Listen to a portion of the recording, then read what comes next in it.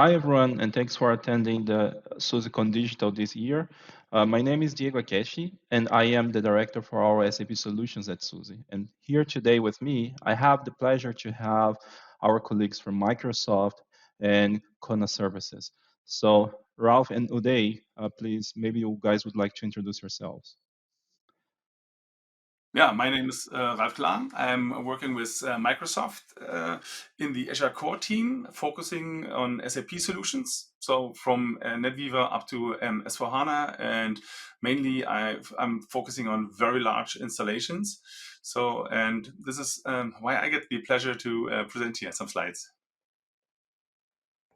Thanks, Diego. It's an honor to be here today. So my name is Uday Reddy, and I hold the position of Director of Cloud Engineering at CONA. My responsibilities include overseeing several critical domains such as cloud infrastructure, SAP architecture, and hyperautomation. I'm excited to share the knowledge and insights on the topic of SAP automation with you today.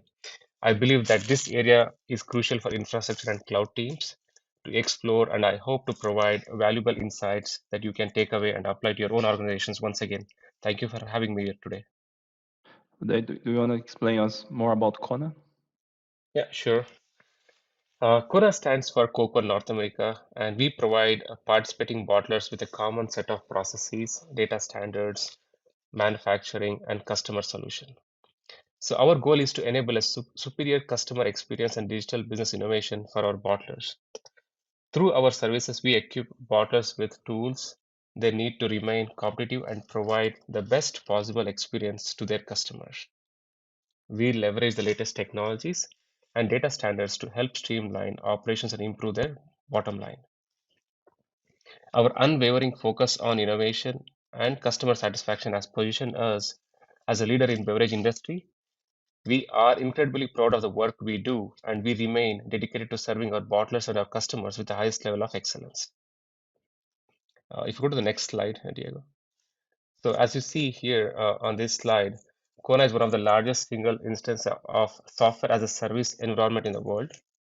Kona is used by 12 bottling partners across 512 locations in United States and Canada with over 80,000 employees. It's a remarkable achievement and a testament to the power and scalability of the platform. So, Ralph, maybe we want to explain more a little about the SAP deployment automation framework. Exactly. Yeah. So first of all, why is SDAF a good idea for very large environments? Very important to see here and why we created that SDAF is that we would like to enable our customers to have an open source automation framework where the customer is able to install, manage, deploy SAP solutions, and not only the infrastructure. But when you use SDAF, you go from zero to the end. That means you do the planning, you create repositories where you also can take our repositories and maintain and change code for your in your behavior that you create landscapes. They are fit exactly to your environment, and they are also reproducible. Yeah, so and that is, I think, a very important part that you get a framework, you have a very flexible environment, and you manage all your SAP deployments from one control plane. Yeah, so you design everything from that control plane. You create repositories like what we see here in that picture. On top, you see that control plane. We have then non-production, production. You can create many more of your repositories, and from there you deploy then your landscape. Yeah, very also important is that we use for the infrastructure deployment, we use Terraform. And for the SAP deployment, we use Ansible. So also two industry standards we use for the deployment of the infrastructure and the application. Also important is almost, if you go one slide back, now also important is that we support any DB, so not only HANA, but also Oracle, DB2, RSE, and name it. So all databases which run under the hood of SAP NetWeaver as well. And the SDAF is available for every HANA region and in HANA zone. So, and as a little repetition, why is SDAF a good idea? Yeah, so as I mentioned, you deploy your landscape consistency. Yeah? You create a consistency for your deployment. So if you like, every system looks identical to the other system. Yeah, and so we call it infrastructure as a code, and the whole process is supported by Microsoft and SUSE as well. And what is also important, that we take feedback from our customers as well. So the customer can actively interact with us to create new scenarios, to get maybe even better results for the community. So that is very important, I think, here also to mention.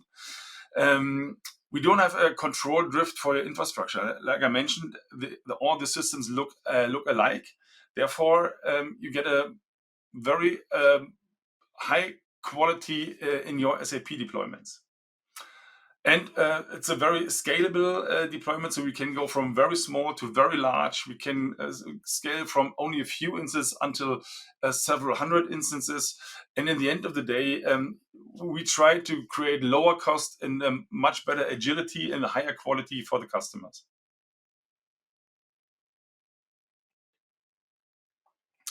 Yeah, that is basically the vision we try to create, is that we have one control plane. We create our repositories, like I mentioned. Here, for example, also for the binaries, of course, you as a customer need to download all the SAP resources. So that comes from that's not what we can do, because it's then in your subscription, in your also SAP subscription. Then you create your templates, and then you simply deploy the templates along what you have designed prior in the landscape.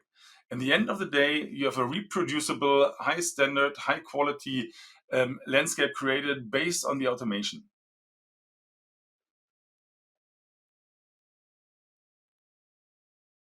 Yeah, and last but not least, before I hand over to Uday, it's all open source. And as I mentioned, we really like to get engaged with our customers, receive feedback, and we try to create innovation through collaboration. I think that's also a very important part. And also mentioned already, it's supported by Microsoft and SUSE. It's a modular framework, and is basically the DevOps approach to create here a very robust, high quality SAP landscapes. And by this, Uday, I think it's now the pleasure to hear the story. Thank you, Ralph. Go to the next one, Diego. Yeah. So the CONA Services decides to use SAP automation. The primary reason was to simplify and automate the overall build of SAP systems. And building and deploying SAP systems can be a quite challenging task that requires a great deal of resources and expertise. It's a process that can be prone to errors and delays, which can impact the efficiency and effectiveness of any organizations. So we have been using Terraform for all our cloud deployments on Azure today from past couple of years. However, we have been looking for an open source tool for SAP builds, which Ralph mentioned earlier. Our goal was to look for an open source tool which can help us with the SAP automation. Fortunately, the open source initiative from Microsoft and SUSE has helped us to simplify end-to-end automation of our SAP system builds as part of our S4 journey. Diego, can you go to the next one? Yeah. So we had our initial workshop way back in like almost a year back in 2022 with SAP, Microsoft, and SUSE. When we started our deployment, we started with the command line deployments to begin with, and then we slowly migrated to DevOps-based deployment, which helped us to streamline the process even further. Right. As you can see, we have been using this from last 1 year. Yes, we had a couple of challenges, but we have been actively using the overall SAP automation for all our SAP builds as part of our S4 journey, right? We are going live with our S4 in April 2024, and we will be using this automation framework for all our SAP builds. It's not just for S4. We'll also be using this as part of our migration from on-premise to Azure migration journey. So we are proud of what we have achieved so far and excited about the future possibilities that automation can bring to our CONA organization and to our bottlers. Next one, Diego. When it comes to challenges, right? So it's always you can clearly see there are like multiple streams responsible for overall SAP builds, which includes the SAP basis team. We have cloud team, Unix team, the security team, and we'll have Windows team also, right? The adoption of an agile approach posed several challenges to our organization. One of the main challenges was to shift from a classical approach to an agile-based approach. This requires a significant cultural change within the organizations as we had to adapt our mindset and processes to embrace a more flexible and collaborative way of working. Despite these challenges, we were able to successfully adopt an agile approach by working closely with all our teams and partners. We invested in training and development to build the necessary skills and knowledge, and we have implemented robust security measures to protect our systems and data. So with this automation, it not only helped us build providing the quality of the SF builds, it also helped us the core team members to focus more on the new technologies and new strategies rather than doing the same manual work every day on the SAP builds. The next one, Diego. So you go to the next one. Yeah, you can clearly see the steps involved in the overall SAP build, which includes our SAP for our pipeline for SAP system creation and management involves several steps. You can clearly see without automation, without automation, it used to take a days or weeks of work. With automation, we have reduced to less than 3 to 4 hours. Overall pipeline saves time and resources, resulting in faster and more effective SAP system creations and management.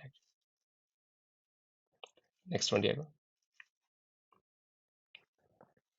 You can on this side, you can clearly see that we are achieving the perfect balance of efficiency, excellency, and affordability, right? Where we have saved time with more than 90% of the time, and the quality, yes, it still shows 75% here, but we have achieved more than 90% of the quality, right? There's still some change, minus tweaks. We are still working with Microsoft team to adapt to customize the framework based on CONA's needs, and also the cost. We have significantly reduced the cost with more than 60%. Okay, next one. Under the future roadmap, as you can see, we have been actively using automation framework for our S4 journey. At CONA, we have developed a roadmap that includes an automation framework to support our S4 migration journey. Our roadmap consists of 9 cycles or iterations, each with the specific goals and milestones. Our focus is on streamlining and automating the processes of building SAP systems to save time, reduce errors, and improve efficiency. We are also exploring ways to adapt our automation to deliver additional or new application servers built to support our growing user base. It's not just for the builds, we are also trying to adopt automation framework as part of our operations, as I mentioned, which includes newer application builds. Okay, there you go, next one. Thanks, Uday. And I will tell a little bit more about how the collaboration occurred between those 3 companies here represented, and the importance that open source has to as a catalyst to accelerate the delivery of value on this automation framework. So SUSE is 100% open source company, and this obviously is close to our heart. But open source for sure helps a lot on fostering closer collaboration, and really nice to see companies like Microsoft and CONA engaging that movement. So the fact that we started this project in open source manner allowed us to really first collaborate in a much faster way in a transparent platform where each provider can really bring their expertise to the table. So Microsoft collaborated and contributed all the infrastructure and their SAP automation components, the area of domain and their expertise. At the same time, SUSE contributed all the operating system and clustering expertise that we have developed for the SAP market over the last more than 20 years. And CONA, as a great customer and great partner in that journey, contributed on testing, customizations, and really giving us the sense of real world requirements and how to apply this to one of the most critical businesses out there. So this collaborative effort really results in really deeper alignment on our best practices, on the use cases that we are intended to deliver, and for sure, a much more sensible roadmap refinement for all the customers out there. Just some just to give some examples, so when we think about the velocity and the pace of innovation, so SUSE has always been very active to bring new features and new improvements on our SAP solutions. Like, for example, the simple mount structures for SAP NetWeaver. So nowadays, it's much simpler to have your NetWeaver cluster on the cloud because you don't need to manage the NFS shares using the basemate cluster anymore. You can use the native services and the native mounting points, reducing a lot the complexity of your operations. And those are one of the differentiations and new features that we want to, and this kind of collaboration, proximity between the providers, allow us to integrate much faster into the automation framework. And also coming in the near future, another example where, as maybe many of you know, large HANA systems, because of the large memory allocation, sometimes can take a very long time to restart in the case of the index server crashes. So the SUSE engineers developed a solution where we identify those kind of failures and accelerate the takeover over the local index server restart. And again, this is another new feature that really delivers a better experience and more resilient to the end customer. And the fact that we can collaborate all together in that solution allow us to bring this much faster to the overall ecosystem for more modern operations of SAP, being it, DevOps pipelines, automations, like in the case here, the Azure automation framework. So really exciting news, really happy to see this materializing and working together with those partners. So Uday, maybe we want to wrap up it for us today. Thanks, Diego. Thanks, Rolf. As again, like thanks, Susie and Microsoft for all the partnership, right? So it means we have really worked hard from last more than 2 years or more than 1 year to achieve this feat, right? So we definitely achieved our objectives, right? What we defined 1 year back on automating the overall end-to-end SAP build. Okay, we can clearly see that it's not just saving the time, we have achieved the quality. The quality was more important for us to deliver the same quality every time we did a SAP build actually. So that's something we have achieved as part of this automation. Thank you.